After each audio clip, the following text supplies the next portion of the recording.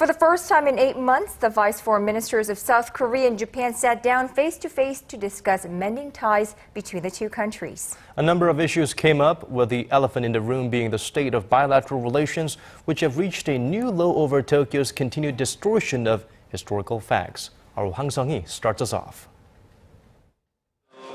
Japanese Vice Foreign Minister Akitaki Saiki arrived in Seoul Wednesday for talks with his South Korean counterpart Cho Tae-yong.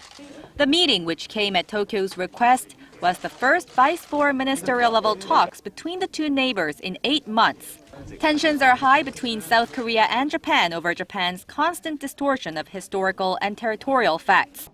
Seoul feels as though Tokyo has never officially apologized for its sexual enslavement of roughly 200,000 women in the early 20th century, as Japanese politicians consistently make negative comments about the so-called comfort women.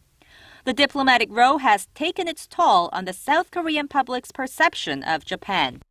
Public sentiment on Japan is so low that a recent poll released by the Asan Institute for Policy Studies show that South Koreans perceive Japan as a bigger threat than North Korea.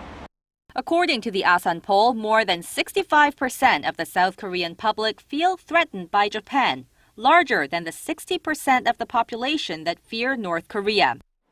The figure reflects Seoul's overall consensus on Tokyo. And that, I'm sure, coincides with all the statements about comfort women, the increased attention that Japan is paying towards dokdo. And so all of these things are starting to drive up these threat perceptions. Now, of course, the question is there a real threat? Is it a real perceived threat, or is it something that anytime you include a question on Japan, you get a negative response? And it looks like the public sentiment in Seoul will remain low for a while, as Japanese Prime Minister Shinzo Abe continues to press his right-wing policies. South Korean President Park Geun-hye is insistent she will not sit down with a leader who fails to acknowledge his country's historical wrongdoings. Hwang Sung-hee, Arirang News.